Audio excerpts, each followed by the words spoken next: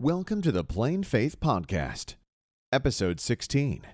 If the Lord has called you, anyone, to mission aviation, there will be a way. He will make a way where there is no way.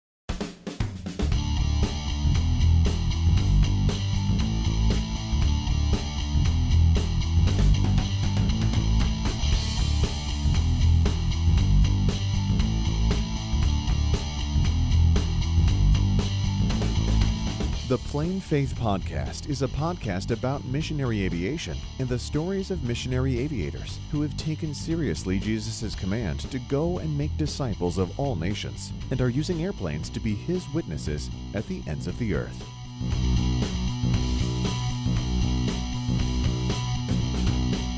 Thank you for joining us for this episode. Your host for today's show will be Jimmy Tidmore, who, in addition to hosting this podcast, is a pastor and a pilot residing with his family in what is known as the Rocket City, Huntsville, Alabama.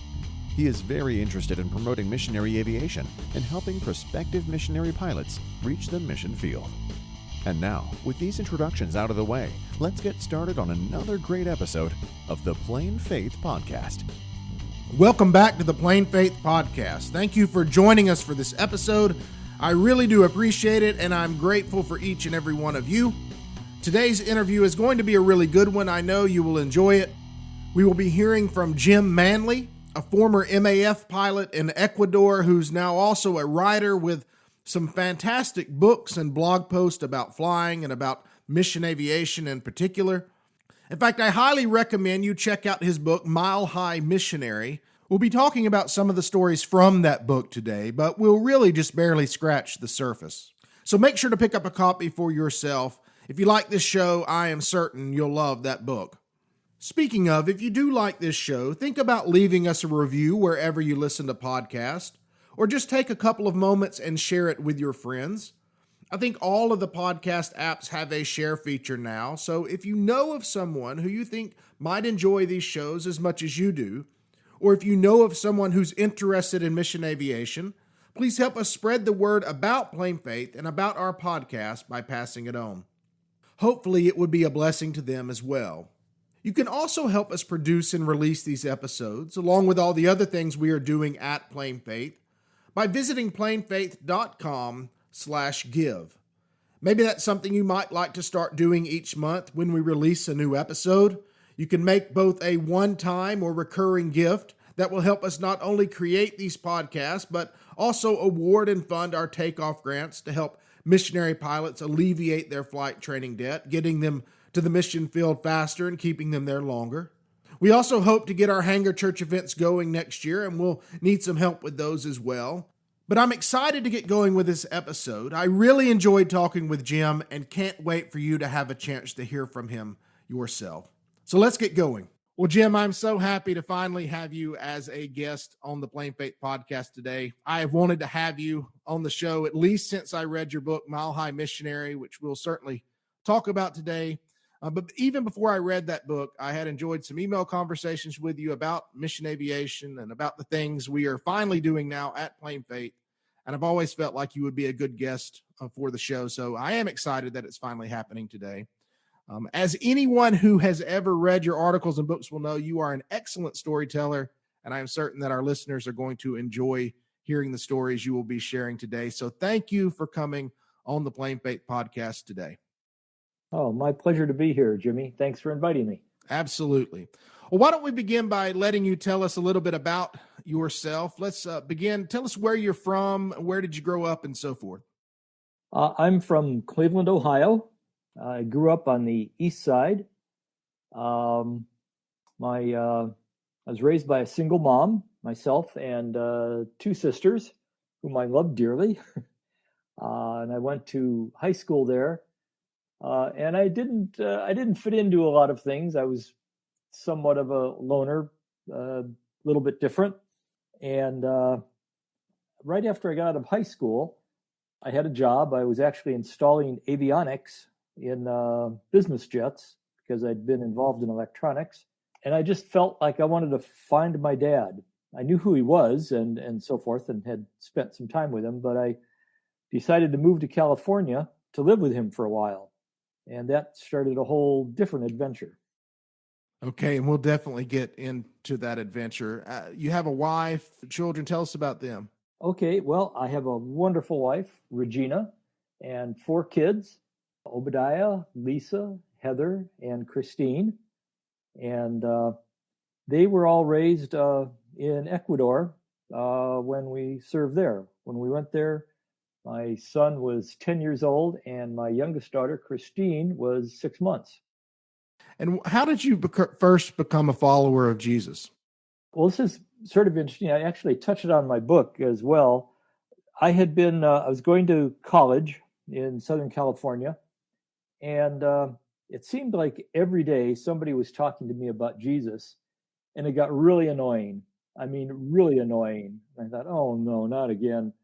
So one day I was hitchhiking. Now you have to understand, this was after I got out of the Marine Corps. I'd been in the military for a while, got out, did the next logical thing, became a hippie. Mm-hmm. And so I was hitchhiking, as hippies did in those days.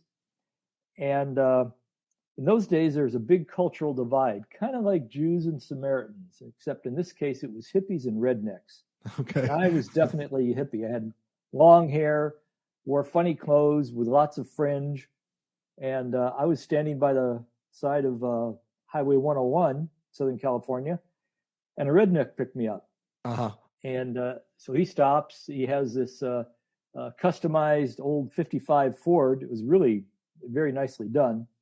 And, it was an old car even then.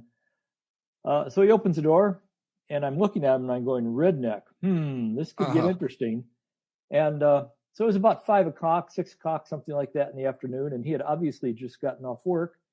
And he had his one hand, his left arm around the steering wheel, and his right, he was holding an open can of Budweiser. Mm-hmm. And in those days, I was no stranger to drinking at all. But even then, I recognized that drinking and driving weren't a good idea. Right. So I looked at him for a moment, trying to evaluate. And he seemed okay. So I figured, okay, just got off work, just starting. I'm not going that far. This should be okay. Yeah. So I get in the car, and we start driving. And then he gets really nervous. I mean, really nervous. And he starts hemming and hawing, going, and he starts talking to me about Jesus. And I go, oh, no, not again. I was getting really tired of this. So he talks for a while about Jesus, and I'm going, yeah, right. Mm-hmm. Oh, yeah. And the funny thing is that there were 2 things going on. One thing in my head was just as I was describing, really annoyed and trying to, make the best of it. But something was happening in my heart. Mm-hmm. And so finally, after talking for a while, he says, would you, do you want to accept Jesus? And intellectually, I didn't really have any idea what he meant, because he hadn't really explained it very well. Yeah. But the funny thing was, it was just like a log jam breaking. It was something inside me that I could not control.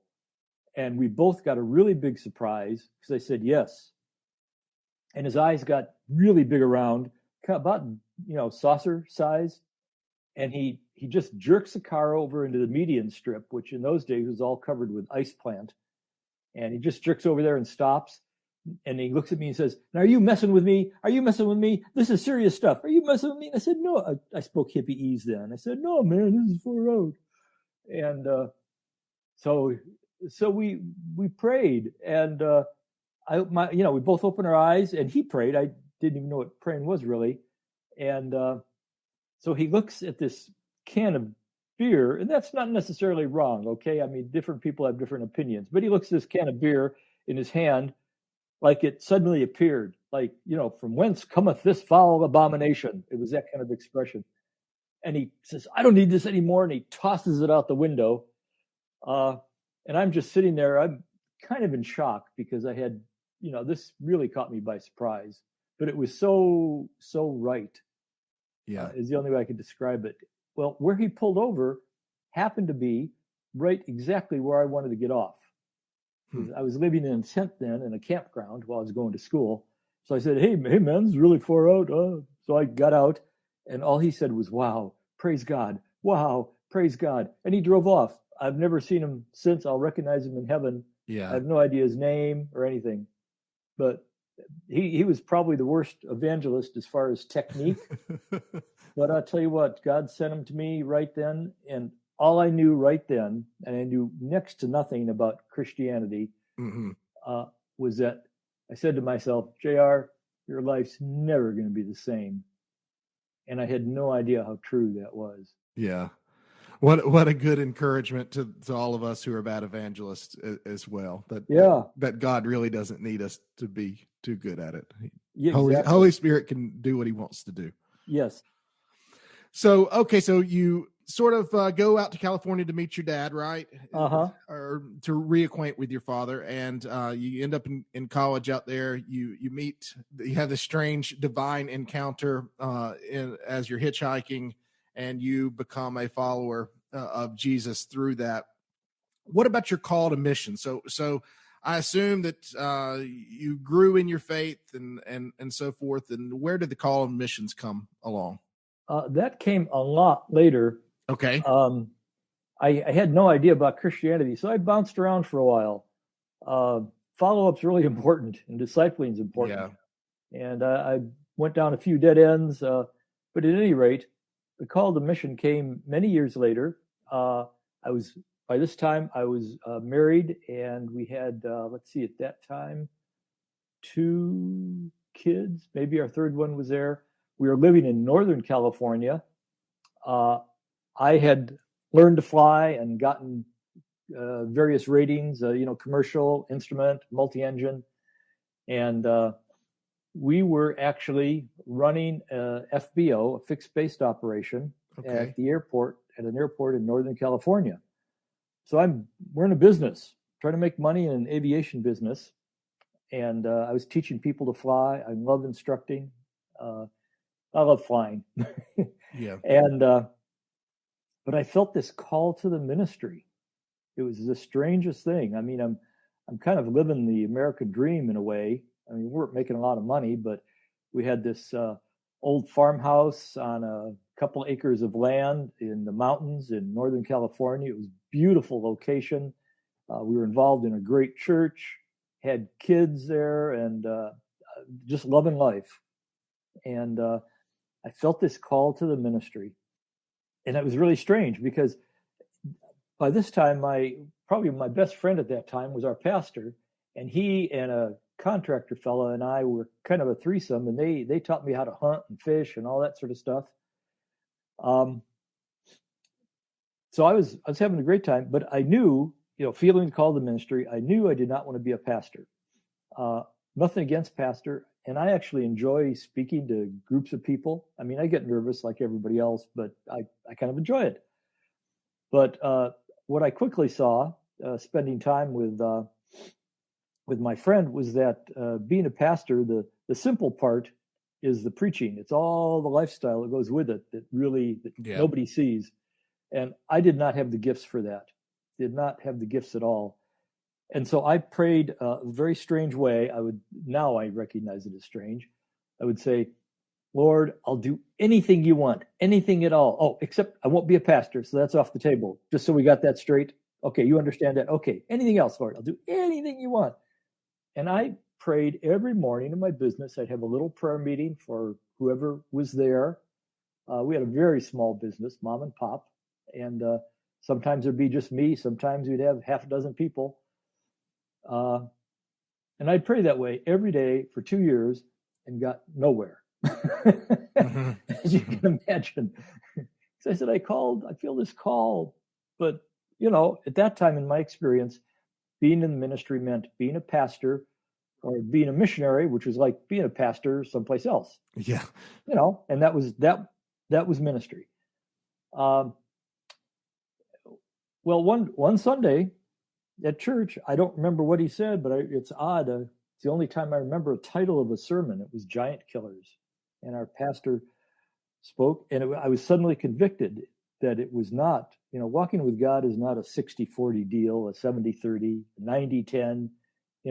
It's all or nothing. Either you're all in or you're not. So I said, Lord, I just surrender. I'll do anything you want. anything at all. Please don't make me a pastor, but if that's what you want, I'll do it. Mm-hmm. And it was like another log jam broke.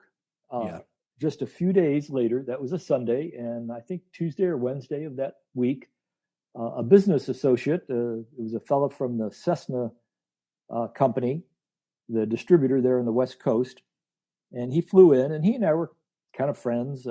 They wanted me to be a dealer, and I didn't want to be a dealer. I like Cessnas and all that, but didn't want to make that jump. And he said, Jim, I never told you this, but besides, working here for Airflight was the name of the company, I'm also a volunteer rep for an organization called MAF. I said, I'd heard of MAF. I went to A&P school for a while and met a bunch of guys getting ready for that. I thought, praise God, you guys are doing great work. God bless you. And I had zero interest, zero at that time. And funny, about 3 or 4 years later, some literature appears in our mailbox. And I looked at it, showed my wife, said, remember the guys back in San Diego in the school there? Yeah. And so I said, really good. I round filed it. So this is another 3 years later. So about 7 years after I first heard about MAF, he tells me that. So I said, great. And I put his card in my little card file. It was burning a hole there. There's this little wisp of smoke coming up. Mm-hmm. Besides running the FBO, I also flew Air Attack for the Forest Service. So I would spend mornings, you had to be on site, not just nearby, you had to be on site. So when I was on call, I would be on the ramp there and waiting for a fire. And so I'm pacing the ramp, praying, Lord, what do you want me to do? What do you want me to do? And eventually I felt like he wanted me to try to get into mission aviation. And so I tried different organizations. I was too old for most of them. MAF said, if you could do the training, we're good. So I thought, okay, I felt like that's what we have to do. Mm-hmm. So then I said, okay, this is good. Now I have only one small problem. How am I going to tell my wife that I want to give up our perfect life here and move to the middle of some jungle someplace so I can fly airplanes for Jesus? And I was really worried about that. I thought about the indirect approach. Honey, when you're down at the supermarket, you want to pick up some machetes and maybe mosquito netting. And I think if you have a successful marriage, you quickly learn the direct approach is better. Right. So I went home and I, pumped up. I said, honey, I think Jesus is calling us to mission aviation. So I go fly airplanes for Jesus in the jungle someplace. And she looked at me, her eyes got wide, and then she started crying. I thought, oh no, this is going to be harder than I thought. And it turns out that she was crying for joy, because when we first heard about, pardon me, I always get emotional when I tell a story, because it was so clearly God. When we first heard about MAF 7 years previously, she thought, Jim loves Jesus. Jim loves flying. How, this is a match made in heaven. It's got to be great. And I told her sternly, no, my ministry is here. That's it. Forget it. And so she just put it on the shelf, forgot about it. So for 7 years, she just held that in her heart and didn't say anything about it, other than it turns out the mysteriously appearing literature was from her. Yeah. But I didn't take the hint then. Anyhow, and so that started it. And so they, I called MAF and they said, yeah, come on down. Let's talk. And that's how I got involved. All right. So we've had our callings are very different, but it's all a calling to be obedient to Jesus and to serve him in ministry. And so so much of what you said resonated. I didn't come straight into ministry as well. I had a career doing something else. And a lot of that really resonated with me. A lot of those emotions and thoughts and so forth about, how in the world am I going to make this gigantic change. So I wonder though, if you have along these lines, do you have some advice for someone who's wrestling with a call to missions, and any help that you could give them as they're kind of working through that? Because it is difficult, and you do just want, you want to walk outside like you were doing, pacing around for your flight and look up in the sky and God write it into the clouds, but that's not really how it works. So do you have any advice for someone who's patiently working through that now? Yeah. And I would say you used the word there just a moment ago, obedience. I did not feel the call to missions as an early believer. Some people do, and I've worked with a lot of people that have. It was different with me. It was just step by step. And the way I would describe it is I was obedient. I tried to be obedient to do whatever I felt the Lord was asking me to do. And, sometimes you get it right. Sometimes you get it wrong. But it's a learning process. And but I tried to be as obedient as possible to what I felt the Lord was asking me to do. And I just keep doing that. And so then I would keep doing that until he asked me to do something different. And I wouldn't change until he asked me to do something different. And it was kind of like a big ship with a little rudder. Yeah. He couldn't tell me right away, this is where you're going. So just do this next step and this next step. And eventually the curve led around to being in missions, because I was opposed to it, not against missions, but against me being personally involved. Right. And it took a lot of little baby steps to get me to want to do that and to feel like that was his call. So obedience as best you can, and then keep doing that, even when it seems like this is dumb, until he tells you to do something different. And eventually it'll lead you there. And you don't always see the end, don't always know exactly where that's leading, but just... Yeah, exactly. And that's part of the process of the work he's doing in you to prepare you. Yes. Yeah. All right. So let's rewind a little bit and talk about how you first developed a passion for aviation. You were believer first, it sounds like. Where did the passion for aviation come in? Well, actually, the passion for aviation came much earlier. Gosh, when I was a little kid, I didn't grow up with my dad, but the one thing I knew about him is that he'd been a naval aviator, flew PBYs during the Second World War. And so that may have been it, but I was just always fascinated with flight. There was a time when my goal in life was be an astronaut. My performance in school, since I was somewhat of a kind of do your own thing type of person, did not enable me to get into the schools that I wanted. And I didn't discover that till I tried to get into the schools I wanted. And, some of us are short-sighted and some of us are really short-sighted. So Lord use that. But so I'd always been interested in aviation. But I didn't actually start flying till about 6 months after that story I told you. Okay. I was going to school and living on the GI Bill. My roommate and I said, you know what? This is, what are we getting for $130? That was rent then, $130 a month. We're getting stiff walls. If we're willing to accept floppy walls, we can save that money. So there was a lot of vacant land out behind our college. And we got a hold of a landowner and said, hey, we're both vets. We're going to college. Would you mind if we set up a tent on your property? And remarkably, the guy said, sure, go ahead. Just don't do these things. And so he said, okay, that's great. We won't do those. And so I lived in a tent behind college, and I supported myself by making jewelry. Interestingly enough, this all happened after I came to know the Lord. I ran into a guy that had learned how to do lost wax casting. He spent a year in Italy, and I was so fascinating because I'm a closet artist as well, and so I was just fascinated by it. So he taught me how, and I started a business. Never advertised, just sold stuff to people on campus, and mostly. And anyhow, that's how I paid for it. But during this one time, just before I moved into the tent and so forth, I had a temporary job taking care of an avocado orchard in Fallbrook, California. And every day, so you're driving through the farmland, I drive to school, and I drive by this little sign on the side of the road, said airport, pointed up a hill, couldn't see anything.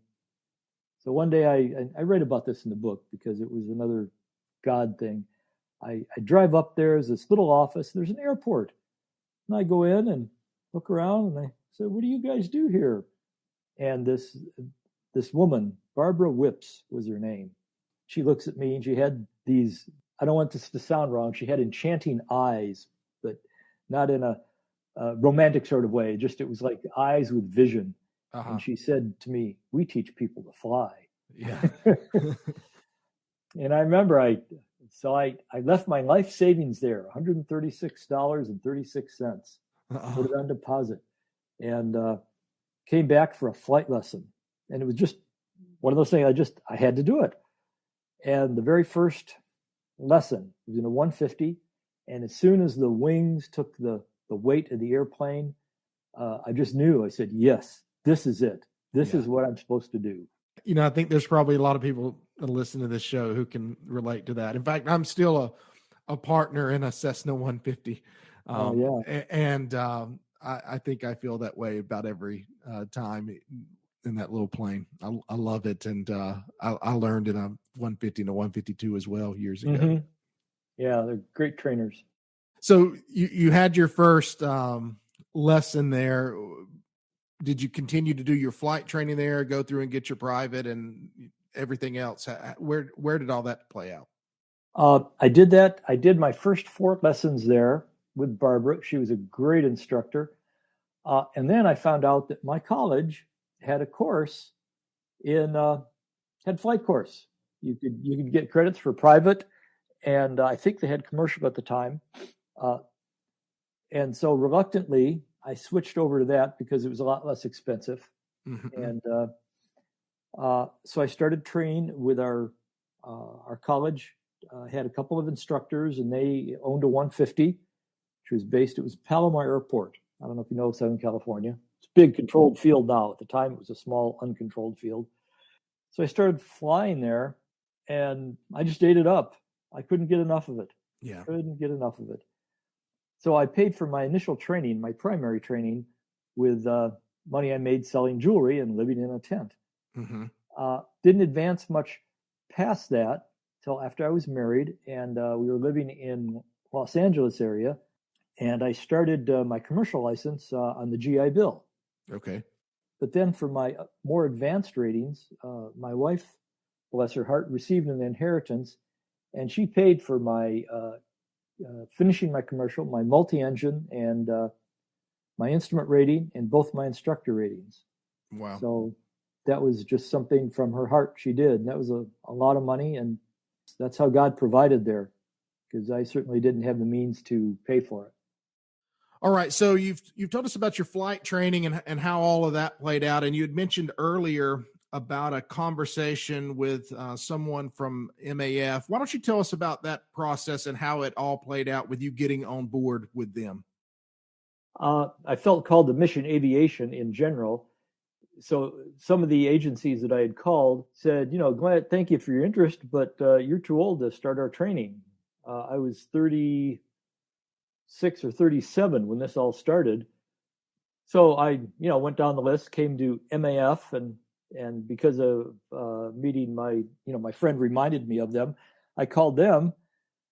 And one of the first questions is what's your maximum age for starting? And they said, well, depends on your experience and skill. We don't actually specify a maximum age. Depends what you actually do, and our witness on if God's really calling you to this. So I set up an appointment to go down, and in those days they did what they called a tech evaluation, which is where you go down and for a couple of days, and you fly with them, and they just get a sense of, is it possible we could train you, just the beginning thing. Could we even start? Because like so many things in aviation, there's niche flying, and mission flying is a particular niche, and not all good pilots are good at that. Just like mission aviation pilots might not be good at airline flying or military flying or something, Right. So I flew down and did tech evaluation.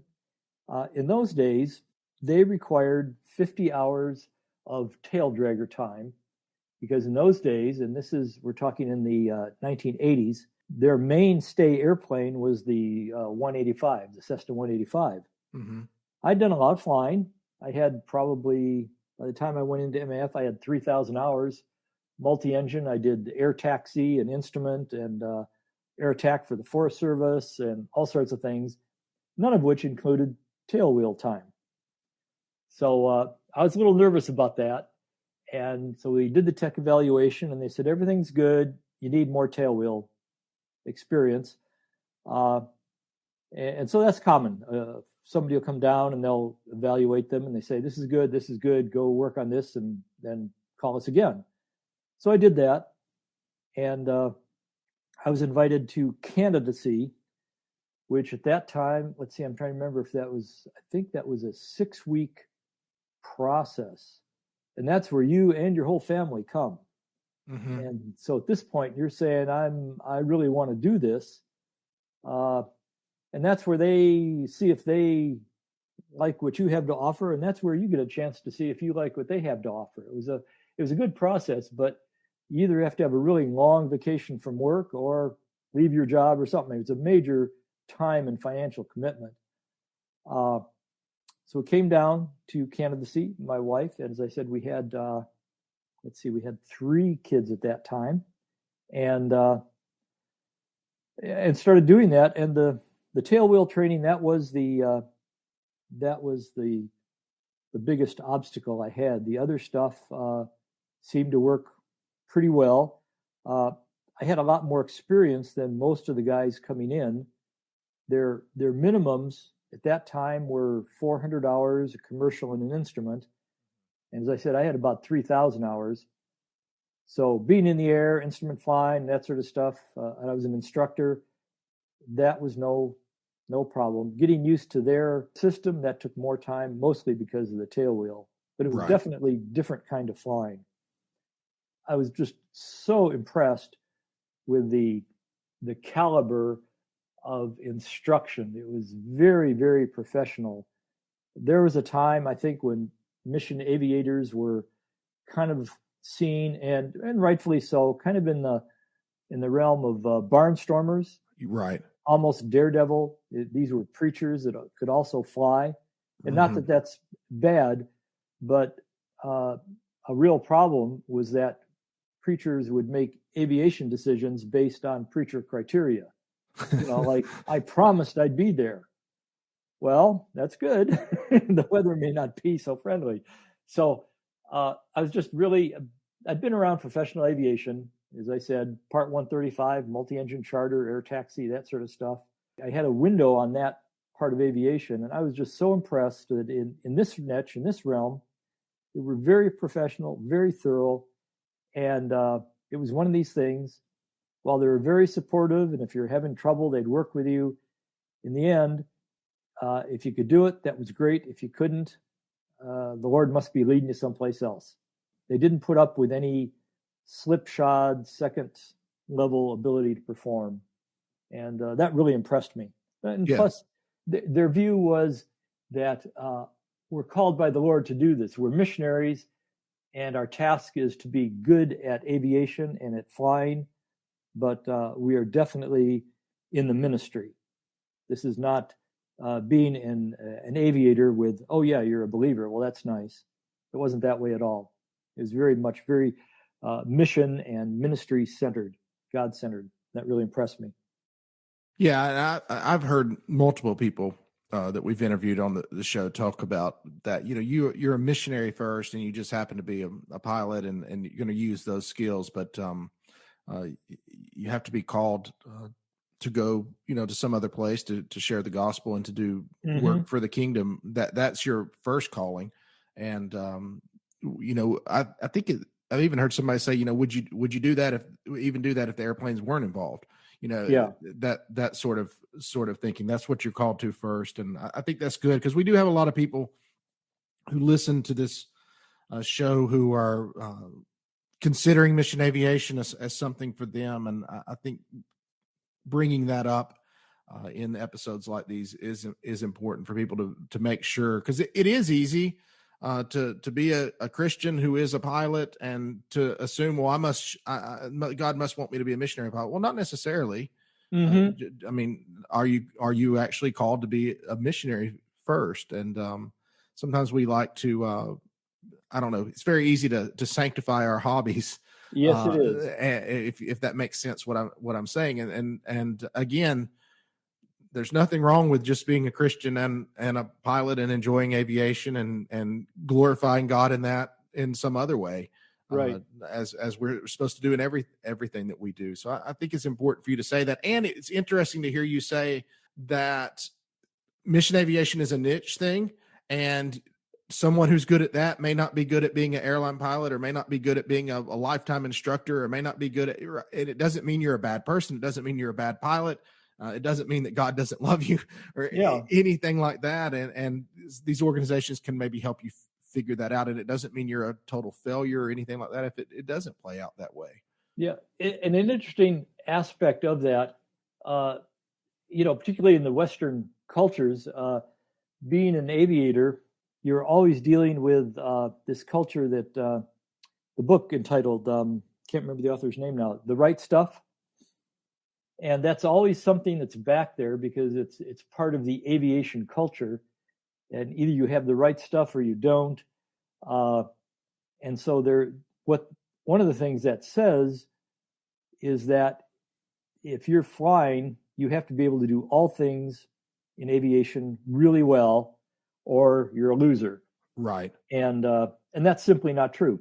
So that was a constant cultural attitude battle that's in the back of a lot of pilots' minds.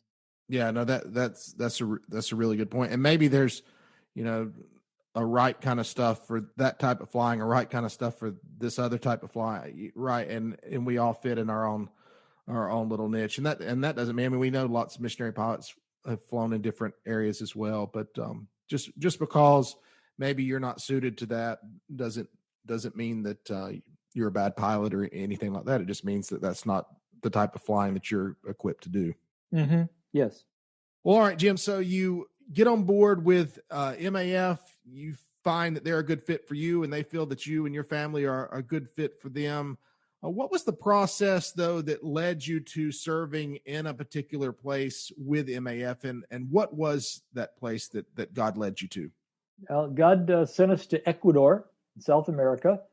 And I specify that because it's amazing how many people didn't even know what continent Ecuador was on. And now the interesting thing about MAF, in some respects, it's a little bit like the military in that they assign you where you're going. They had 13 factors, and this was at that time. Some of their procedures have changed somewhat, but I imagine it's still pretty similar. There were 13 factors that determined where you were assigned, and the first one is your technical abilities and so on. Of the 13, number 11 was your personal preference. But they would ask you, I joke, they said, just to be polite, they'd say, well, where would you like to go? Where do you feel called? And my calling, for a very spiritual reason of wanting to learn French, which was kind of a family language. So I said, well, I wanted to go to French-speaking, Francophone Africa. And they said, that's nice. We're sending you to South America. And what was interesting in the final interview at the end of candidacy, after all these weeks of going through all this stuff, where they tell you if you're in or out, from their standpoint, and that's when they reveal where you're going. And so Regina and I are sitting there and they say, and we are sending you to Latin America. Now, part of me goes, huh? What? But this sounds a little weird, but it was like, there's this trap door to heaven up above, and so God opens this trap door, opens up and he looks down and there he sees me and he takes this big pitcher of honey and pours it all over me. And it was like this, it was almost a physical sensation of peace just flowing over me, that was exactly what he wanted. And hindsight proved that, but it was, so that's how we went to Ecuador. Our first assignment was Honduras because I was kind of a rare duck in MAF. In fact, as far as I know, I was the last one that they combined this way. Rather than being a pilot mechanic, I was a pilot avionics tech. Okay. And sounds good on paper, rarely works out in actual practice for a variety of reasons, not because anyone's bad or mean or anything like that. It was just the scheduling and the thought processes and so forth. And so they sent me there because they had an avionics shop there and needed a pilot, an avionics tech. And about halfway through language school, which was in Costa Rica, they changed the assignment to Ecuador. And so that's where we went. And so we were on the field there for 17 years, flew in the Amazon jungle and the Andes Mountains. And it was a wild ride, but I loved it. Just loved it. It was clearly the place to be. So would you tell us a little bit more about what Ecuador is like? You mentioned, Amazon jungle, Andes Mountains, the landscape there has to be beautiful, but what was it like and how was it different? I know it was in many, many ways, but how was it different from your home and what were some of the things that were difficult for you to adjust to there? This is actually how I start my book on that, because the jungle is just absolutely overwhelming. I called it the beast. It's like this mythical creature that has its own existence. It's very different.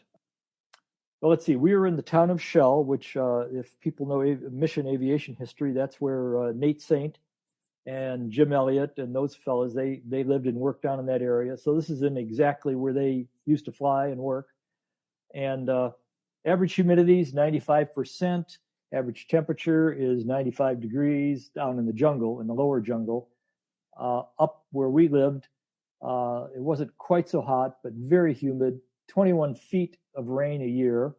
So 3 days without rain was a drought. But the funny thing was, it was not like a drizzly rain most of the time. It would cloud up and rain like crazy, so hard.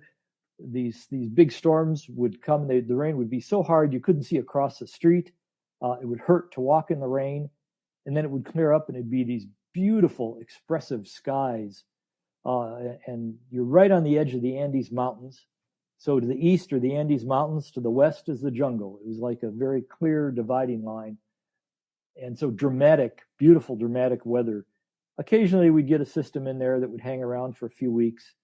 And those actually were not much fun, where it'd be just the weather was too bad to fly, but it was just gray and drizzly and wet and sloppy, and you couldn't do anything.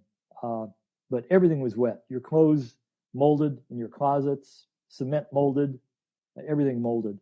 So it was very, very wet. The Andes Mountains, of course, are kind of the opposite. They're very dry, very high. For part of our time down there, we lived up in the capital city of Quito. The valley floor, the elevation of the floor was 9,300 feet. Wow. And the mountains there are towering above you. 18,000 foot peaks were kind of routine. There's a few up in the 20s. I think it's the biggest one in South America. Chimborazo was 22,000 feet. So there were big, high mountains, deep canyons and valleys. Again, snow-covered on the equator. Freezing level would be typically 15,000 feet and up, but very dramatic, beautiful country. Let's see, as far as the differences, from aviation, the inside of a cloud looks the same there as it does here. If you've flown instruments, you get in the cloud, they're bumpy often, and they're bumpy down there. And so the principle of lift was exactly the same. The flying is the same until you have to deal with the rest of the world. And then it was very different. The infrastructure was much more rudimentary, rustic, or non-existent. For the pilots there, they would appreciate this. We had an authorized instrument procedure in the jungle, which was in certain sectors, we had a minimum descent altitude. And the way we defined those sectors is there was one VOR in the jungle, and its signal was good out maybe 30 miles on a good day. There were a couple of NDBs. And so with those, there were you would triangulate and say, okay, Right. I'm in this sector, and you could go down to this altitude. And if you could see, then you continued on to your destination. If not, you climbed back up and went back home. So we, unlike some mission fields, we did have instrument procedures there. Yeah. But the infrastructure was very, very different. And one thing that was immediately apparent is that if you got in trouble out there, you were on your own. Mm-hmm. There was not a search and rescue. We were the search and rescue. I mean, basically, that's one of the things we did. We were the search and rescue. You might get the military to help.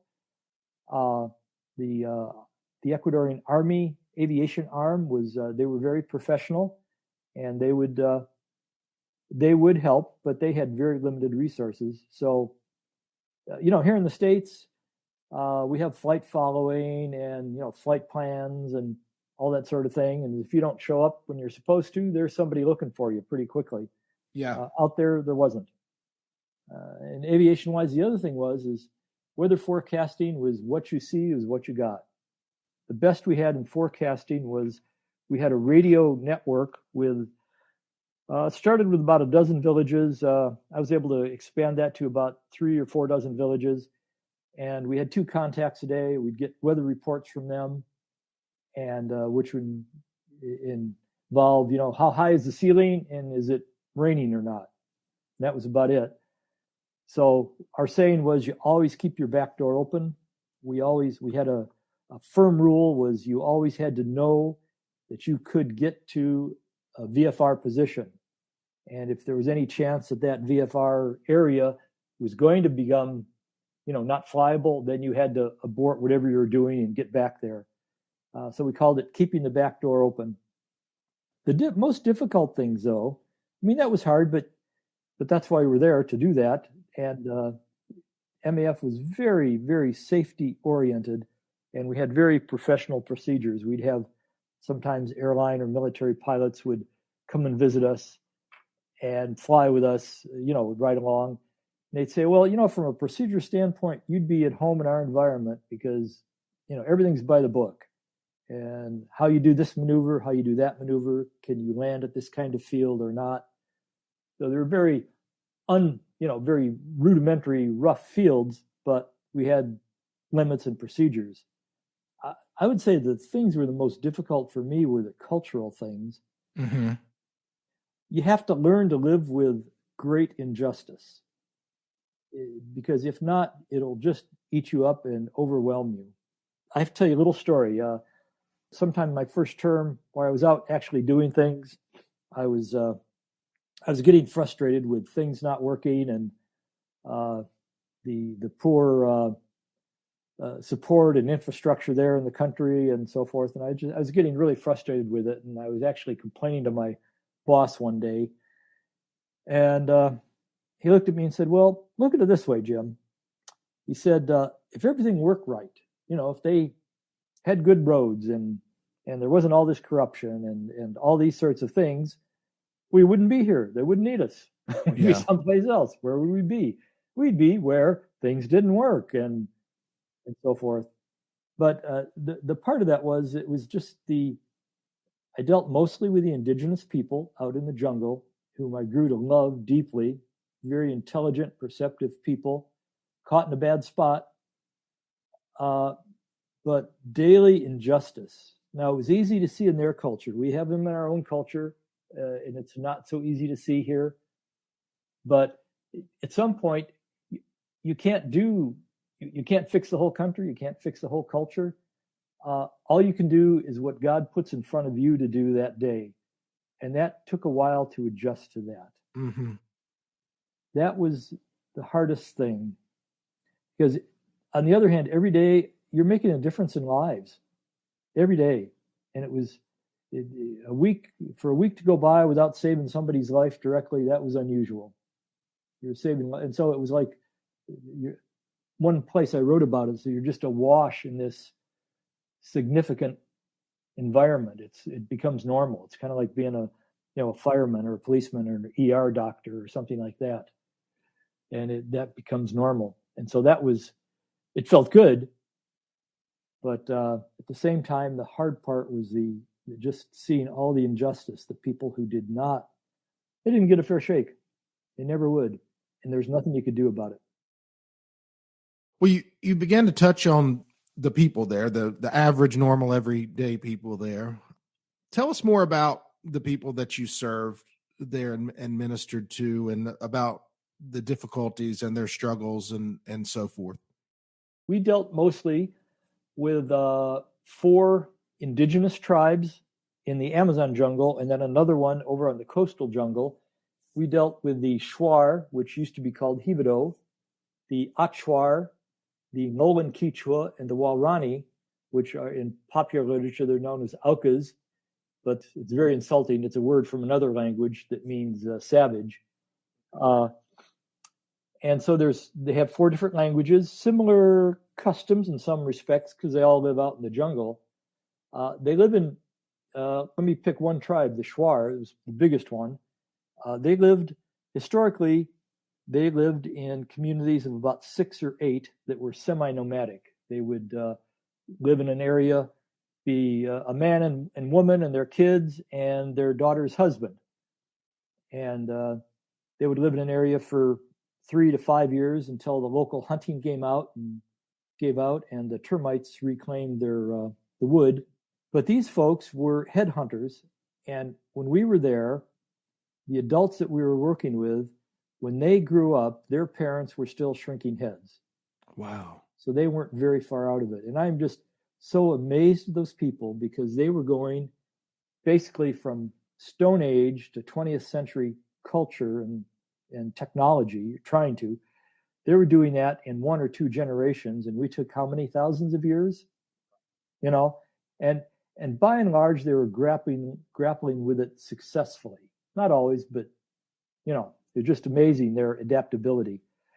So they would live, by the time I got there, they're living in villages of, let's say 40 to 60 people. A really big village would be 100 people. That'd be like big time. They would be about a day's walk away apart from each other for them. Let's say 8 to 12 hours walk. For us, it would probably take us 2 days to walk, because just like we know how to intuitively drive cars in the freeway, they intuitively knew how to walk in the jungle. And I've walked with them. It's just amazing. And I like to run and walk, and I'm reasonably good shape, and I couldn't keep up with them. And I'd get slip sliding in mud and so forth. And they're just clean as a whistle, just moving along. And what's your problem there, Mr. Pilot? But no roads at all, 0 roads, not like bad or few, just like 0 roads, 0 electricity, 0 gas, 0 communications of any kind, except for the radio that we put in the village. And that was their life. And so they would put in an airstrip, and it would take them a year or 2 to build an airstrip. And they would do it with machetes, sticks, and stones. Heavy equipment for them would be a wheelbarrow and a shovel, and they would build these airstrips. And by U.S. standards, they're like backcountry bush strips. But down there, that was wherever you could find some clear land. But they'd have to remove thousands of trees and level land and doing all that. Just amazing. But they would do it so that they could get access to emergency medical help. They could get education for their kids. And the missionaries, of course, would come in, and the missionaries were the ones that spearheaded, putting the airstrips in. So there were a lot of benefits to them. But yeah, they were very, very different people. They had very different customs. For instance, in the Shuar tribe, their main food was what we call chicha. They called it too. And that was where you take a yucca plant, the root. It's kind of like they call it manioc in places. It's a big root about the size of bigger than a potato, longer, and say maybe up to a foot long, something like that. Mm-hmm. And it's white, and they would peel it and mash it and cook it, and then the women would chew it and spit it into a pot, and they would let it ferment. Mm-hmm. And if it fermented just a little while, then that was food. And so if they were hungry for chicha. If they were thirsty for chicha. If they let it ferment a long time, then they save that for parties. Yeah. But and so everything they had there was something they made. And it was a very different culture, very Stone Age appearance. The thing was that I found after a while, as I said, they were very intelligent, very perceptive, and I really enjoyed working with them. So let me ask you this. Was there some particular pride or nostalgia in you about flying where Nate Saint flew and where Jim Elliott and the rest of that crew was stationed? Oh yeah, missionaries are regular people, right? Which I say that because we have the same challenges as everybody else. And one of the things is, just like people who are fans of anybody. Sports, for instance, or entertainment or whatever, they were our heroes. Yeah. And but to fly in those same places, let me give you kind of an example. There's thousands of sandbars in the rivers there in eastern Ecuador. There's so much rain that you can have a good-sized river start in just a few miles. You don't need a lot of headwater to get a good river going. So there's thousands of these sandbars. And only one of them has a name. It was called Palm Beach. And all of us at some time, we'd go to the village that was right across the river from Palm Beach. And we'd make a little approach there. Now, we don't land there. With MAF's safety culture, you could land there once, and that would be the end of your MAF flying career, unless it was a forced landing. But if you did it intentionally, they would frown on that, rightfully so. But we've all made that approach to that river, scouted it. I visited that beach. A frequent passenger of mine was Nate Saint's sister, Rachel, who was just a delight to fly for. She was an amazing woman, and I was just really privileged to have enabled her to carry out her work, for the few years that I did. And so you're often tripping, not tripping is the wrong word, but often encountering the legacy of that. Yeah. All right. So I wonder if you have any stories that our readers are, I wonder if you might have any stories that our listeners might find humorous about your transition, cultural or language differences that caused any confusion there in a funny way, or something about the mission field that you just didn't expect at all. Yeah. Okay. Two things come to mind. Actually, many things come to mind. The thing that I didn't expect, and this is a little more serious, and I'll start with that, then the other one's a little more funny. The serious one was that the thing that took me totally by surprise, that I was completely unprepared for, and they prepare you a lot. You go cross-cultural and language and all this stuff. What I was not prepared for was the missionary culture, which is not to say that it was bad, but it was different. Because we assume that everybody that speaks like us and looks like us, they're all the same, and we're used to life in whatever our neighborhoods or small towns are, or something. And I don't want this to sound critical, because it's not. It was just different. If you I heard it this way: missionaries are like manure. If you need to spread them out over the field for them to do any good. If you pile it all up in the corner, well, you know what happens. Yeah. So we were in a town, Shell, which by this time probably had, I don't know, it's hard to say, but somewhere in the neighborhood of 5,000 or 8,000 people, something like that maybe. And we lived on a couple of missionary bases. So you have us all type A personalities, want to get things done, want to save the world for Jesus, and we're all out there. And we're all bottled up together on these compounds. And it was a challenge. Things that you would think would not be important suddenly became important. And that was a surprise. And again, I don't want to sound critical, because these people are my dearest friends. They're closer than family. They know more about me than I do. And I love them all. And, they would say, "Oh yeah, Jim, yeah, he's that weird guy." But that was a surprise that there was one. And it took me a while to adapt. once I adapted, it's like any cross-cultural thing. Once you adapt and get into the groove, it was not a problem, but it was a surprise. Yeah.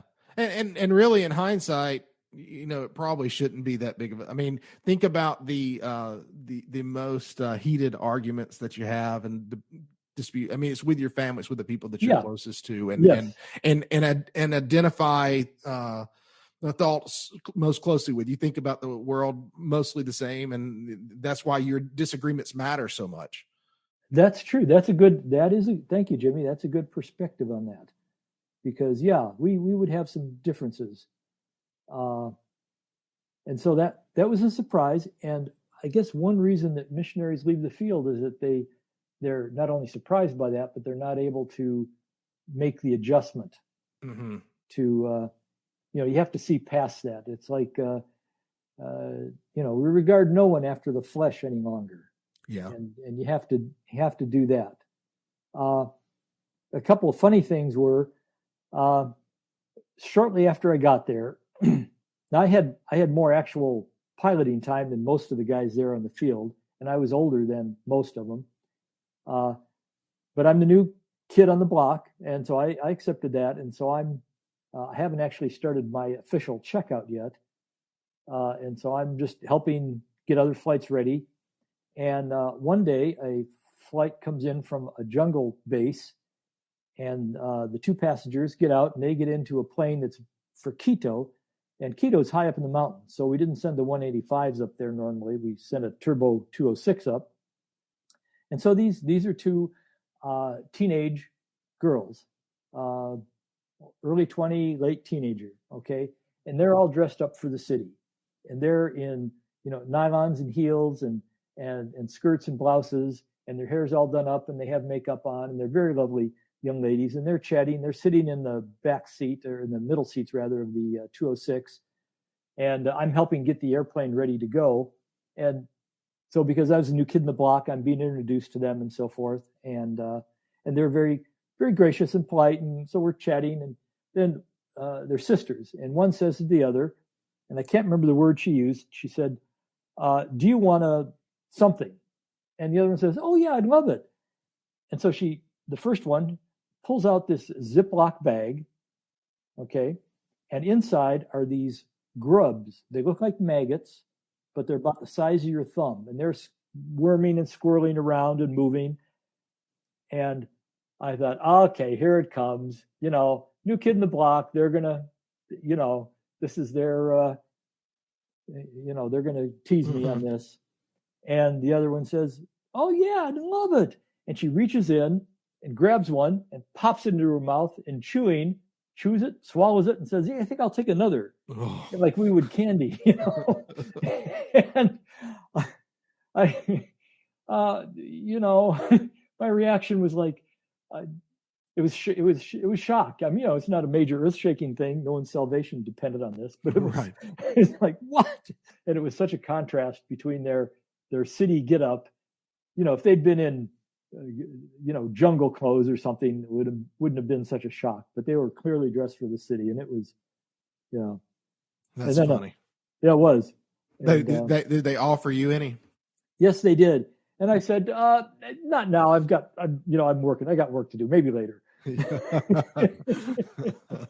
I never did get to. It's not later enough yet. Yeah, it's exactly not later enough. An interesting challenge, one that was kind of funny, was like some people, I will try to relieve tension with humor. It's just kind of how I'm wired, and I'm not a great joke teller, but I just try to find something funny. And so I would climb into one way. I tried several ways that didn't work. And one way was I was climbing up into a 185. Now, as you know, it's the whole floor there is slanted, so you actually are climbing up into a very slanted situation. So it was full of passengers, and of course, we're speaking Spanish, and my passengers were indigenous, so it's their second language, and it's my second language. And I'm trying to be funny and kind of get to know these guys and so forth. I'm over there to make relationships and all that. So with the 185, I had the seat was all the way, it was in the position where I wanted it, because we had a restraint on the seat that would not allow it to go back if the main track Yes. failed. Which is an issue. Right, which is an issue. People, I mean, yeah, even today with those old Cessna latches, yeah. Yes, exactly. Those old Cessna latches.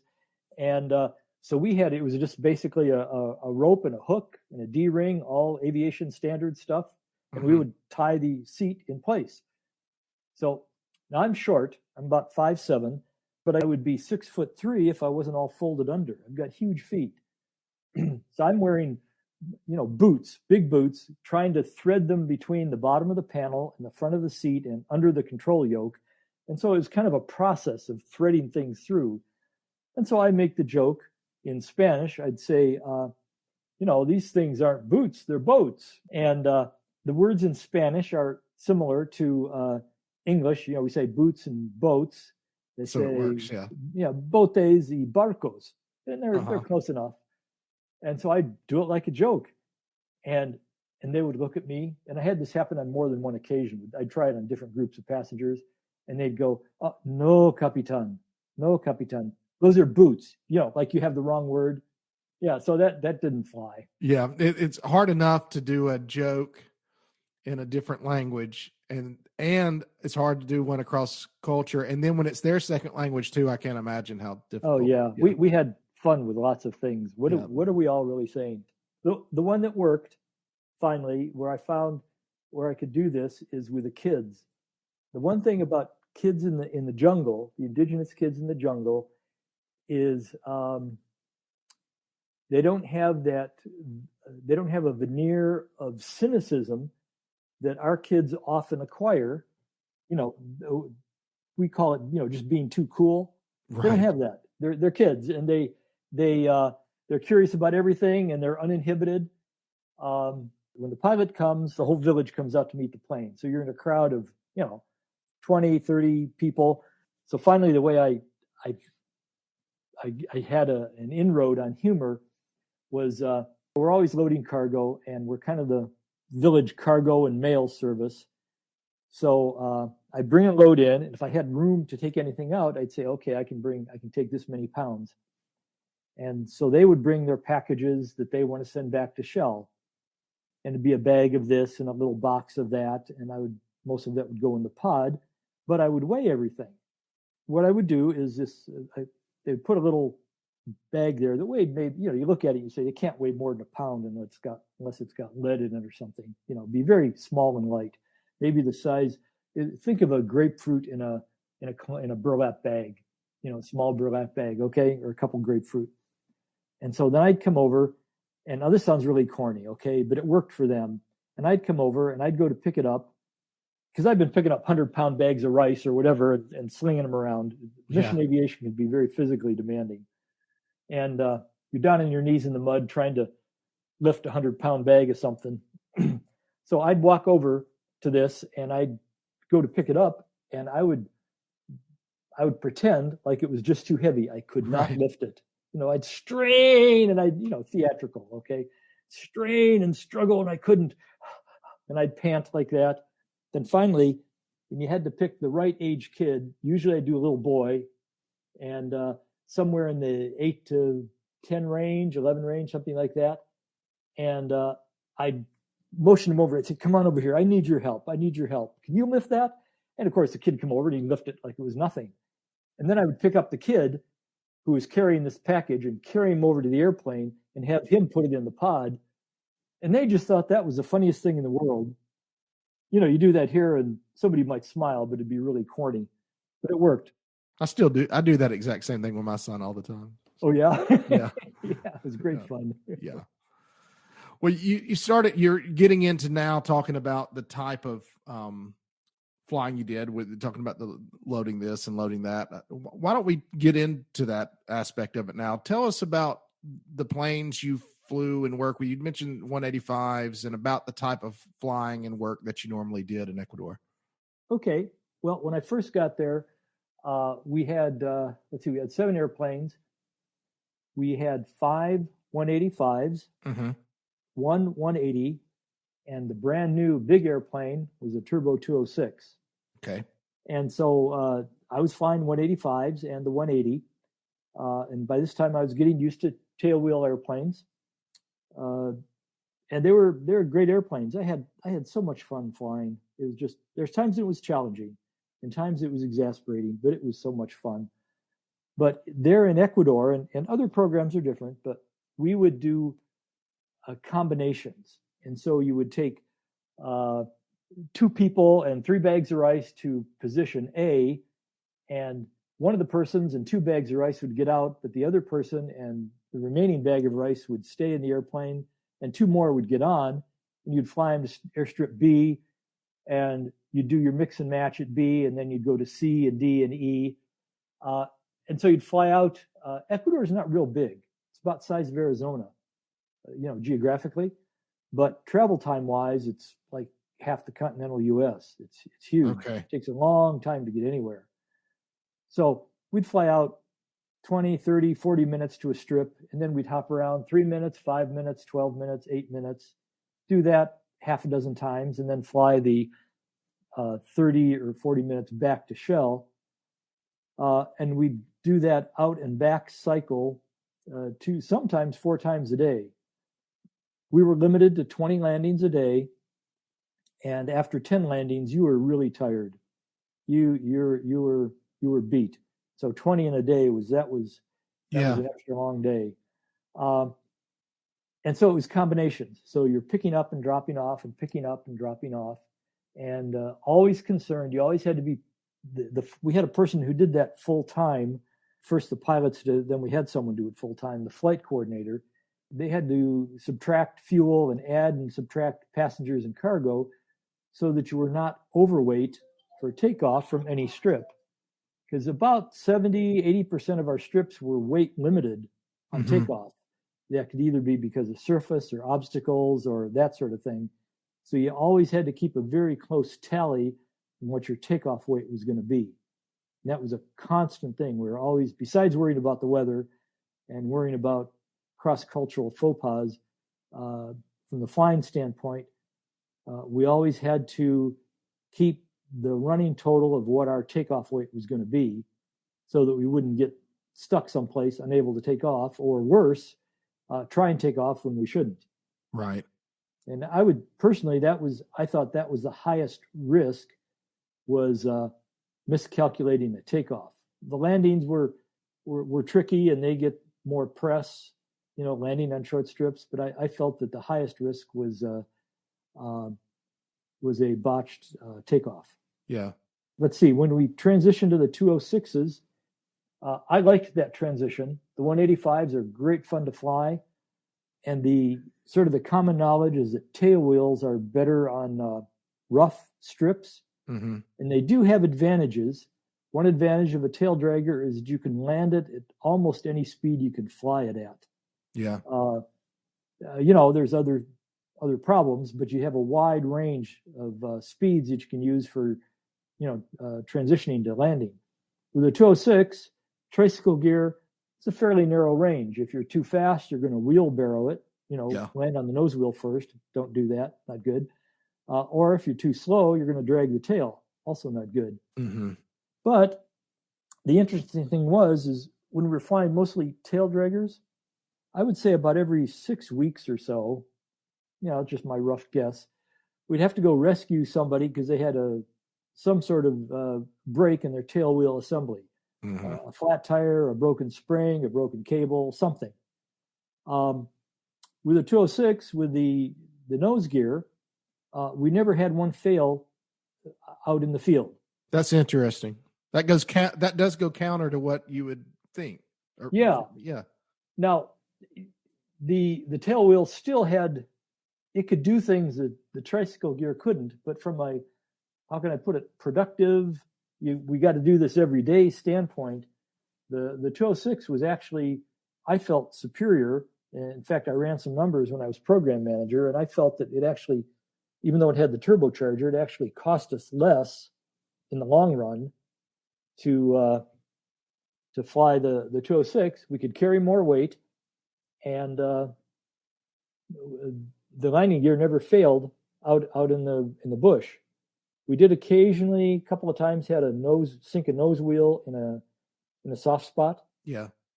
But that could happen, to 185. You could sink a main gear or a tail wheel in a soft spot. So these were like flying pickup trucks, and if we could fit it in there, we hauled just about everything you could imagine in there. Yeah. Drums of fuel and live calves. We would fly live calves out. They didn't eat beef. Beef was not normal out there, but they started developing small herds as a cash crop. And so we would fly live calves out. We had a procedure and a maximum size. And then when they would butcher a beef, we had a procedure to ensure that we could get it and the weather was good and all that. We would fly the butchered beef out to a waiting merchant who would buy it, and then we'd send the money back in to them. I imagine that with the climate and stuff there, you did have to time that right with the beef. It could spoil really quickly. Yes. Yeah, we had to know that the weather was good margin, that they were ready, that we had a buyer. And usually we would go out and get it and come back, or it was very closely coordinated over the radio. Mm-hmm. Mm-hmm. Let's see, other things about the flying. About almost 50% of our flying was medical. We were the air ambulance service of the jungle. We had a contract with the government to do that. And we also flew health promotion teams that would go out and train people in the village about hygiene and water systems and that sort of thing. So we did a lot of medical flying. I flew teams of doctors who were doing research. One doctor I flew did research on leishmaniasis, which was a skin disease. And then another doctor I flew, I don't know if you ever heard of a disease called river blindness. No. It affects people in tropical climates around the world. And you go blind, and it's transmitted by a fly. It's kind of like malaria. You know how mosquitoes transmit malaria? Mm-hmm. Well, river blindness is transmitted by flies, and the fly bites you, lays its eggs in you. The eggs migrate through your body, and it's not eggs, I'm sorry, it's a parasite in there. The parasite wanders through your body and decides it likes to live in your eye. And as it grows in there, you go blind, and there's no cure for it. But we flew for a doctor over in the coastal jungle, and he had a research program that was developing I guess they call it a prophylaxis, where it would stop the damage. It would, like if you had those parasites in you, it would kill them and stop them. Yeah. So you couldn't reverse eye damage, but you could stop the progress of it. And so it was like a vaccine. So once you had it, you would be safe from it.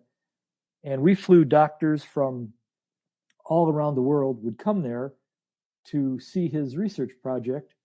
And so we would fly them in and out. So we did a lot of medical flying.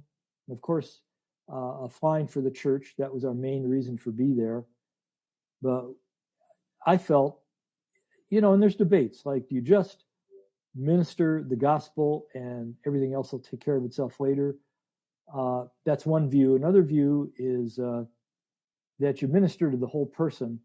And that was the view that we took, that I personally believe in. And many people came to know the Lord. And I occasionally got to help in some of that. But we would minister to the whole person. So if they needed medicine, we'd get them medicine. If they needed to, air ambulance, did a lot of air ambulance work, flew many, many patients. And so try to say, hey, look, we're concerned about your whole life. We're concerned about your whole life, just like Jesus was. All right. Well, speaking of those things, is there a particular memory or a favorite story that you have from the way you helped someone on the mission field? I dropped into a village one time on a routine flight, and a man came up to the airplane, and I was offloaded passengers and had some other passengers and cargo, doing the normal mix and match with cargo and passengers there. And he came up to me and he said, hey, listen, my son's very sick. This is in the village of Kusutka, the name of it. It's a Shuar village. It's about 30 miles, 50 miles, about 50 miles from Shell. Not far if you're driving, a long way if you're walking through the jungle. And he said, my son's really sick, and I think he needs to go out as an emergency patient. And we had a thing where there was a doctor, the government assigned a doctor to us, and they would do a kind of like a triage, a consultation in the morning on the radio. And so they would authorize our air ambulance flights. And so I asked the normal question, did the doctor say, did you talk to the doctor? And he said, yes. And she said, no, this wasn't an emergency. Take a couple aspirin, it'll be fine. And he said to me, well, something's not right. And I want you to come and look. And when an interesting cultural dynamic is when you drop out of the sky with this magic machine, and they know you have all these magic pills that do all these magic things. Yeah. They kind of assume you know everything about everything. And so there are times I'd be asked to do medical diagnosis. Is this serious or not? And so it's an uncomfortable position, but we're often placed in that. So I was tight schedule, and I said, I really need to go. And he said, look, he's really sick. Please come and look at him. So I said, okay. So, I'm in the vein of, in the mode of trying to get things done. We've got a lot of people to serve today. And if I don't hustle, somebody's going to get left out, and they're going to get left in the jungle, or something's not going to happen. But I decided to go look at his son. So he leads me into the village, and we go into a hut, a typical thing. The fires would burn inside the hut because of the thatched roofs. That was intentional. And there's a boy, I'm guessing, as I remember now, about 11, something like that. And his whole left side is just swollen, just absolutely swollen. Arm, leg, side, face, everything. And he can't bend it. And he's got this high fever, and he's delirious. And I'm looking at him, so I asked him what happened, and he said, "We see that mark on his knee." Yeah, well, he fell playing soccer the other day on a stone, and then got infected, and now he's like this. And I thought, well, okay, I'll take him. I just decided, and if it's going to cost extra money or something, well, I'll just cover it. Yeah. So told the flight coordinator back in Shell that I was changing the plan, and I put him on board, took him to the hospital. Well, it turns out the doctors there said that if he had not received treatment, that day, next couple of days, he would have died. Yeah. And he had 6 surgeries, and he was in the hospital for a number of weeks. Finally did recover, but he would have died. Well, we left. His son recovered, and that was fine. A couple of years later, I was based in Quito for a period of time in the middle of my Ecuador season there. And a missionary up there who worked in the city called me one day, and I'd worked with him. He was with the assemblies. And he said, look, I have a major supporter who has a real heart for missions, and he's coming in here, and he wants to go out to the jungle. And I actually have a chapter in my book about that. Mm-hmm. So I kind of changed hats. This guy was my friend and so forth, this missionary, and, would do anything for him. But we're very protective of the people in the jungle. And normally we didn't take people out that weren't invited. Right. Or we didn't, we had to be sure that they were welcome out there. And so I said, well, we'll see, maybe. And anyhow, he convinced me. So I agreed to do this. So they were coming, we had a date range, and I set up about a half a dozen villages we could go to, and I set some things up. Well, on the day that we were going to fly, the weather in most of the jungle was terrible. So I said, well, we'll go down to Shell. This is from the capital city of Quito. So it's about a 45-minute flight down to Shell, out of the mountains into the jungle. We'll go down there and we'll see what happens. So we get down over the jungle, and of all the places I can go, the only place that's open and looks like it'll stay open for a while is this village, Kasutka, the same one where I'd been at. So we land there, and the plan was, okay, we're going to be here 15 minutes. You get to look around, and then we're going to go. And I knew I could just drop in because this guy, Samuel, was his Spanish name. He was there, and he and I were sort of friends. And he had actually become a believer. So he was the only one in this village. Mm-hmm. So we land there, and as I'm taxiing back to where I'm going to unload the airplane, I get a call on the radio that there's an emergency in another village on the other side of a river, snake bite. And with snake bites, you have to go right away. You drop everything and go. If you can get them to medical help within 4 hours of the bite, there's a chance they're going to make it. You've got about a 50-50 chance they'll survive. So the weather was getting a little better.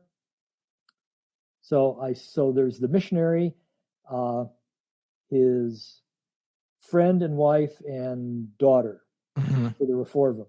So I say, look, not to worry. These are New Yorkers, okay? The missionary, he was a little bit used to the bush, but these New Yorkers, they're from the city. He was a Mercedes dealer, of all things, okay? So he doesn't have a lot of experience outside of cement and lights and that sort of thing. Nice folks, though. So I say, look, don't worry. I'll be back. I said, I'll be back in, I calculated the time. I'll be back in 2 hours. Yeah. No problem. Okay. And so they're standing there, looking around. I leave them in the middle of the jungle with headhunters. Yeah. Okay. So I pick up the patient. I'm able to get the patient back and to the hospital, and the whole jungle shuts down weather-wise. Yeah. It totally shuts down. And I'm getting worried about these folks because, they're out there. They had nothing, and they're out with headhunters. Yeah. In the jungle. So finally, it's getting towards the end of the day, and it's either I go pick them up now, if it opens and I can still get them back to Quito before sunset. We were not allowed to fly after dark. Or they're just going to spend the night, and I'll just stay here in Shell, and we'll try to get them first thing in the morning. You know. So the weather opens up. I get out there, and there's a hole in the clouds. I can descend down, land on the strip, which is a sloppy, muddy mess. And I land there, and there's just enough time to get them out, get back to Quito before sunset. And so I'm picturing that these folks are going to come out like, oh, you're here. We just, I'm picturing distraught people. Well, they come out to the airplane, and the whole village is kind of with them, and they're laughing and trying to talk back and forth, and the missionaries translating from Spanish back and forth, and they're just having this great time. It's like they're reluctantly coming to the airplane. Like, oh, I suppose do we have to go? Yeah. So I'm condensing a lot of this story, but what happened was I could land there because I had this connection with Samuel, and because of what I'd done for his son. I could just drop in, and they have to picture it from our standpoint. These foreigners drop in with their video cameras on their shoulder and say, hi there, we'd like to walk through your house and video your quaint lifestyle. So look at it kind of like that. So, well, after I left them there, the weather shut down, as I said, and life in the jungle, for all its hardships, can be very boring, particularly when it's raining hard. And so they were all gathered in this one covering. It'd be like a park pavilion, but big thatched area, no walls, and they're all gathered there, and they're bored out of their gourds. Yeah, it's been raining like crazy. Nobody can get any work done. Nothing. And finally, Samuel says to the missionary, he says, well, you're a preacher. Why don't you talk to us? Mm-hmm. So he does. He says, okay. And he starts preaching and talking to them and telling them about Jesus.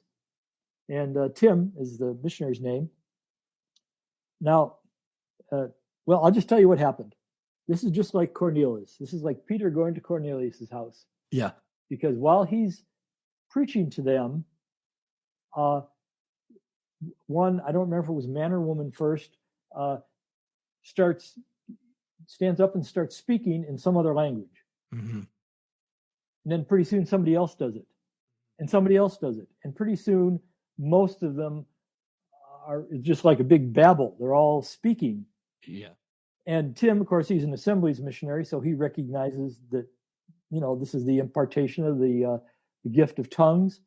So he leads most of that village to the Lord. And that village became one of the major sending villages throughout that whole area of the jungle. And so it was just, anyhow, I elaborated on in the book, but it was because of that one contact I had with that one man, and just making that snap decision. Okay, I'll take this boy. Yeah. So it was not just saving his life, which by itself was, that was certainly enough. That was enough. But all this other happened because of that. So long story. Great story, though. Thank you. So I wonder, kind of getting to where we're wrapping up here, if you have any advice for someone in flight training or thinking about flight training to become a missionary pilot. Yeah, I would say, first of all, and we touched on this in earlier conversation, I believe, you don't want to confuse a passion for aviation with a call to missions. Yep. They're very different. And mission aviation is not a job. Like in the aviation community, in the commercial aviation community, it's very common for people to go to other countries and fly for their employer. Mm-hmm. They go there for 6 weeks or a month or a year and then go someplace else. Mission aviation is not like that. It's a lifestyle. You're changing your whole lifestyle, your family's lifestyle. It's a major lifestyle cultural adjustment. And you get to do it because you're a skilled professional aviator. But a passion for aviation and a love for the Lord is not the same thing as a call to missionary aviation. And so I would say my first advice is know that you're called to that. Mm-hmm. And that's really, really crucial, because the demands on your family and yourself, the flying's the easiest part. As I say, when we go to the field, the husband, he has all the cross-cultural things in the beginning, and the wife's she's happy, everything's great. And then after a few months, the husband's all dejected because he's working so hard, and the wife's fine, because initially aviation is the same everywhere. Airplanes fly, the manuals are in English, you're doing pretty much the same stuff. When the wife goes there, everything changes for her. Where she gets her food, where the kids go, who her friends are, everything's different. But eventually it catches up, and it is a different lifestyle. So don't confuse love for aviation with a call to missions. They're different callings and gifts. And, you have to evaluate each one separately. The other thing I would say in plain faith, you folks touch on this, is do everything you can to stay out of debt. Mm-hmm. Because missionaries have left the field because they just can't support the debt. By standards of the field, we were wealthy by American standards, not poverty wages. They took care of us, but it's you don't go into it for the money. You've got enough money to feed your family and live reasonably well, but to service big debt, no, you don't. And so do everything you can to stay out of debt. And I guess the other thing I would say is do whatever you can to start learning another language now. Doesn't matter what the language is. When we're young, we can learn 5 or 6 languages at once. We would sometimes work with European pilots who are, with MAF, but they're from Europe. And they all speak 3 languages. That's normal. 3 to 5 languages was very normal. We Americans, well, the joke down there was, what do you call somebody that, speaks 3 languages? Trilingual, bilingual. If they speak 2 languages, what do you call them if they speak only 1 language? North American. And so you have to keep that circuit alive. The older you get, it kind of atrophies unless you keep it alive. So, yeah, be sure you recall, stay out of debt, learn some other language, just keep that circuit alive. All right. Good advice. Thank you. So let's talk about, I know that after your time in Ecuador, you continued to do some work with MAF, right? What did your role transition to? Kind of 2 stages there.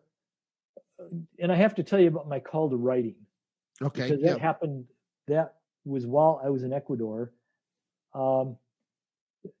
You think you'd learn some things when you grow up, and some things you learn, some things you don't. About every few years, I had this call to write. I just felt like I should really be writing. And believe it or not, here I am in my dream mission, dream job, just loving flying in the jungle, love flying in Ecuador. And every so often I feel like, oh, I missed God's call. I'm supposed to be writing. One pastor's wife kind of set me straight. She came down one time. They came down to do a family conference, and she's a good friend of mine. Donna is her name. And she said, Jim, now is not the time. Just do what you're called to now. Remember the advice you give other people? But I would pray, and the Lord would say, he would tell me these three things. He'd say, pray, fly airplanes, write when you can. So when it became time for us to come back to home staff, I got a chance to write. So I worked in our development department and would do all kinds of copywriting and websites and that sort of thing. I eventually became a webmaster for one department had its own website, and so I did that. Yeah, and that's when I published my first book, which was called Call for News, and that's a collection. It's a devotional. It's 148 entries, and what it was is I got to write a column to the whole MAF staff every week. They asked me to edit the in-house newsletter that went out by email, and it was called Around the World. Mm-hmm. And so every Tuesday, I think it was, I would send out a reminder email. These are busy people all around the world. And I'd say, hey, send me your news. What's going on next week? Hey, send me your news. I'd like to know what's going on. The week after that, sure would be nice if you told us what's going on. Yeah. Next week, that got boring. So I started just writing down some of my thoughts and sending that, and that quickly grew into a weekly column that was well received. And so I collected the best. I did that for 5 years, collected the best of those, and that's my book, Call for News. Okay. And so did that until I just felt the Lord saying that it was time for me to go into writing full time. So in 2015, I left MAF as a full-time missionary. My wife, she assumed the prime missionary role because of the work she was doing there. And I started writing full-time.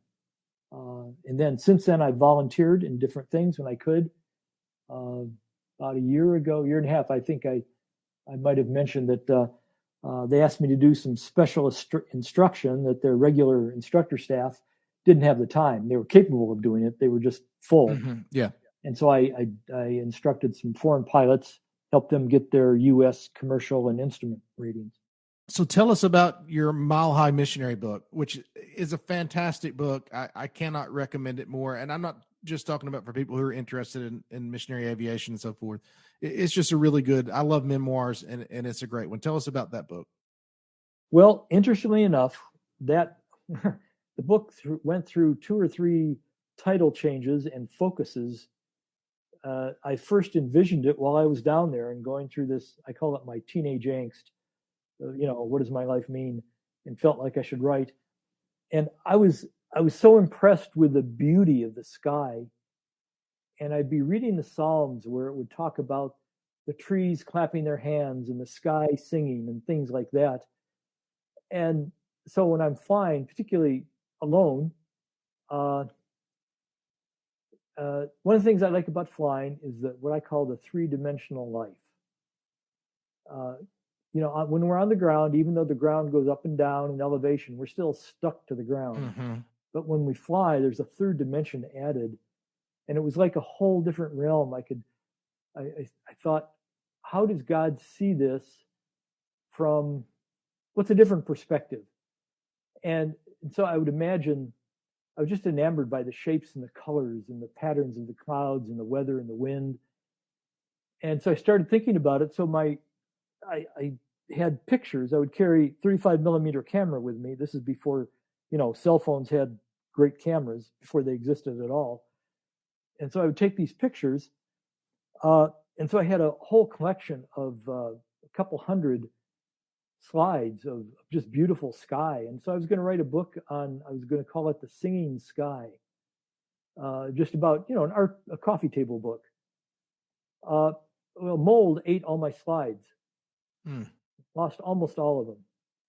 And then I got to thinking, well, it's kind of like, being a missionary pilot, it's kind of a different lifestyle. And I do touch on it in this book, but my next title was Sky Creature.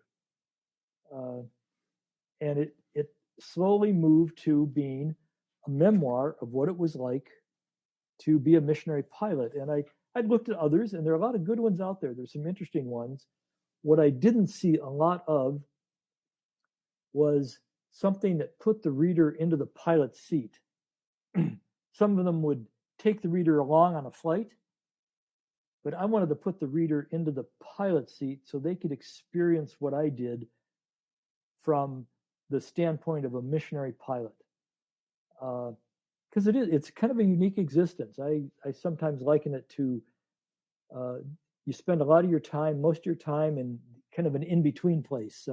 Imagine a long hallway with doors down either side, and you spend most of your time in the hallway, and you go through these doors, you land, you're there 15 minutes, and you're back up in the hallway again. You go through another door, you're on the ground there 10 minutes, 20 minutes, whatever.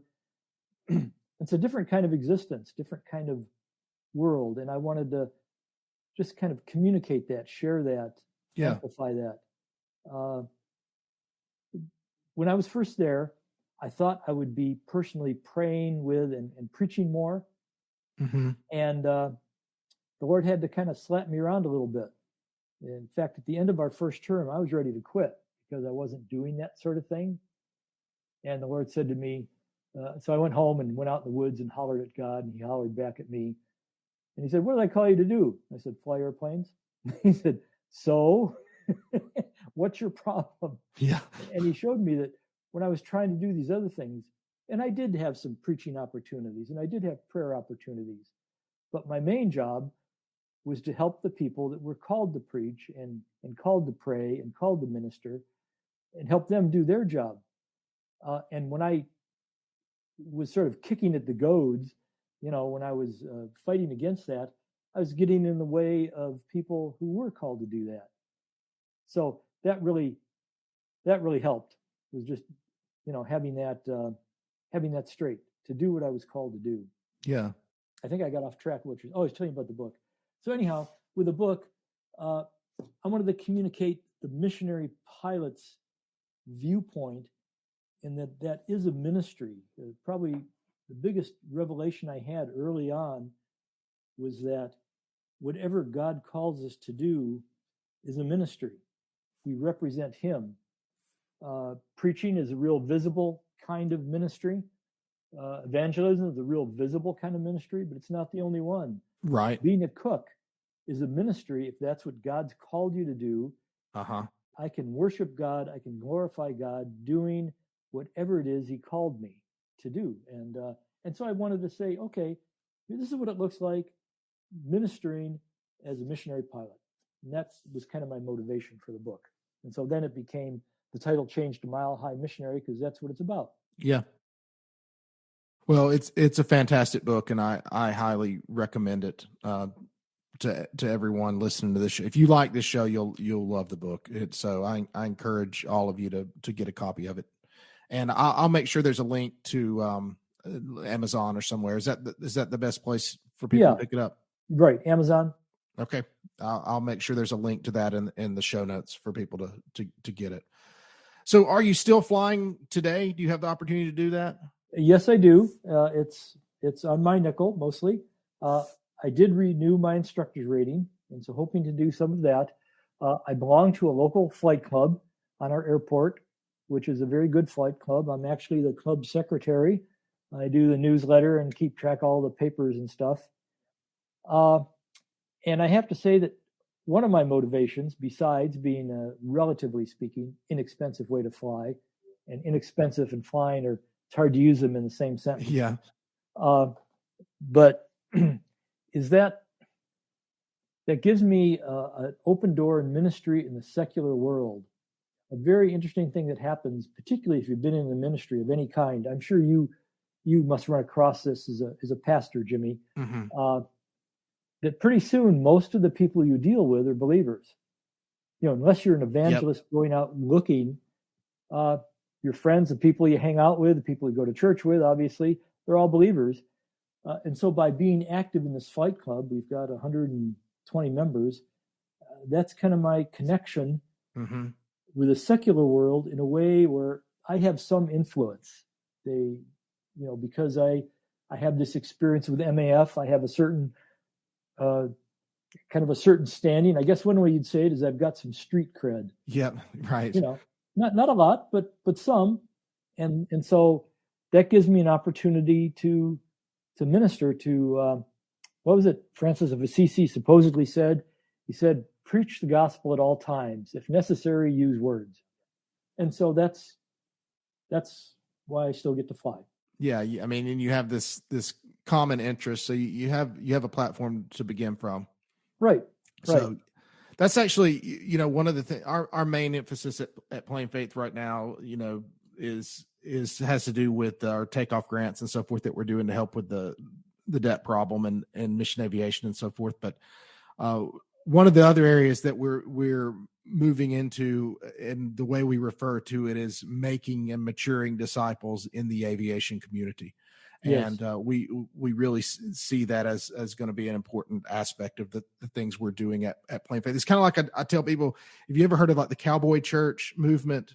Yes. Are you familiar with that? And, yes. It's like people are, they talk about it like, that's a subculture of the American culture. And just like we go cross culture to do missions, like in Ecuador, you're crossing a culture. Well, there are missionaries, so to speak, going into this cowboy culture and sharing the gospel in there. And we're kind of thinking about, what would that look like in the aviation world, and how could we do that? And we've got this hangar church idea that we're thinking about, like a fly-in type thing that we're working towards. COVID has really hindered us in our efforts there, but that's something that's on the radar screen for us, is how can we in the aviation community make and mature disciples? So yes. Well, is there anything else that I haven't asked you about that you'd like to add before we wrap up today? I guess I would just underline just committing your way to the Lord and surrender. Our pastor has I've taken a couple of things he said. Maybe it really means a lot to me. And he would say, and the Lord can unpack this for each of us, and that is, if you're tempted by whatever tempts you, if you're tempted, worship. If you're stressed, surrender. And I would say the thing that I've learned the most is just obedience to whatever he asked me to do as best I understand it, and then surrender to his will, his way. And I guess I did want to comment about your emphasis with Plain Faith in your grants, the takeoff grants. Yeah. That is so needed. I had an unusual situation that enabled me. I couldn't have planned that. It was just a gift from God. Yeah. And if the Lord has called you, anyone, to mission aviation, there will be a way. He will make a way where there is no way. And I see you in Plain Faith. I see you as being part of being that way, of working through you to make a way, because it's frightfully expensive and it's not getting any better. And it's so needed. So, well, thank you for saying that. I appreciate it. How can our audience be praying for you? I would say my main ministry focus now is writing.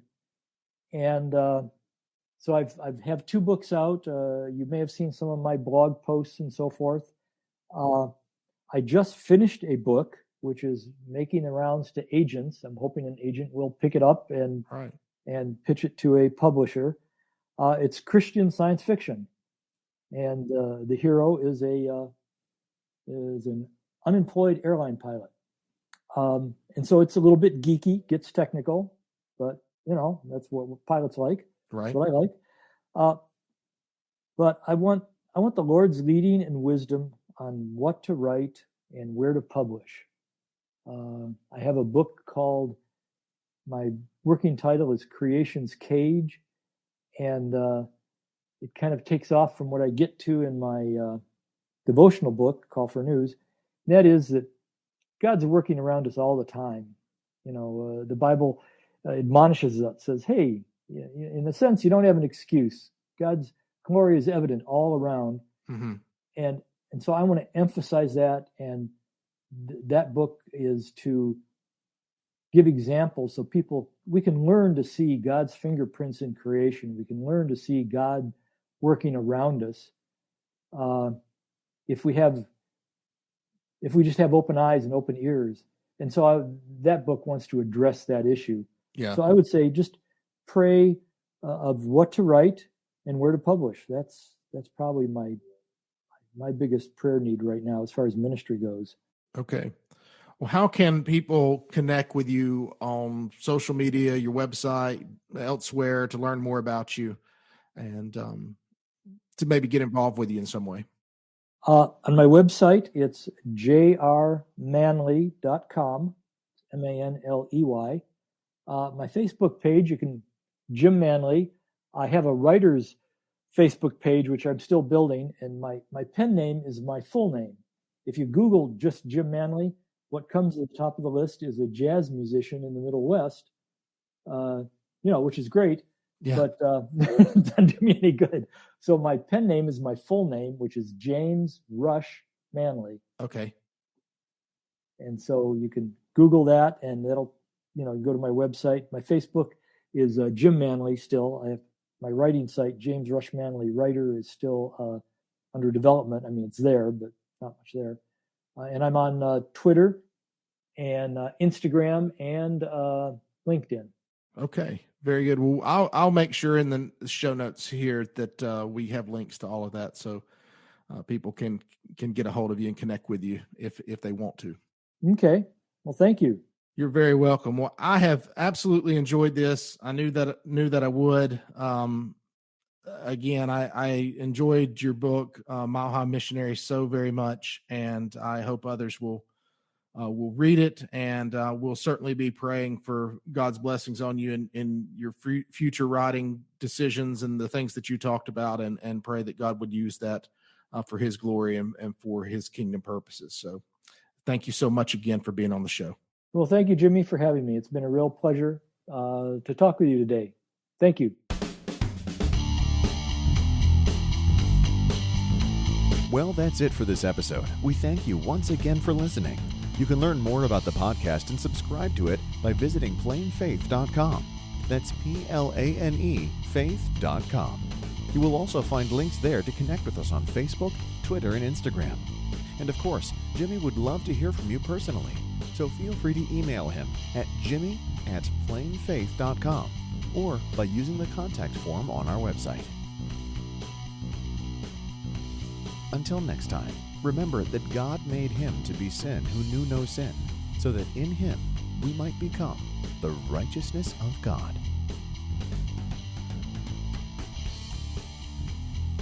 The intro and outro music for the Plain Faith podcast is a song called Chipper by Kevin MacLeod. You can find his work at incompetech.com.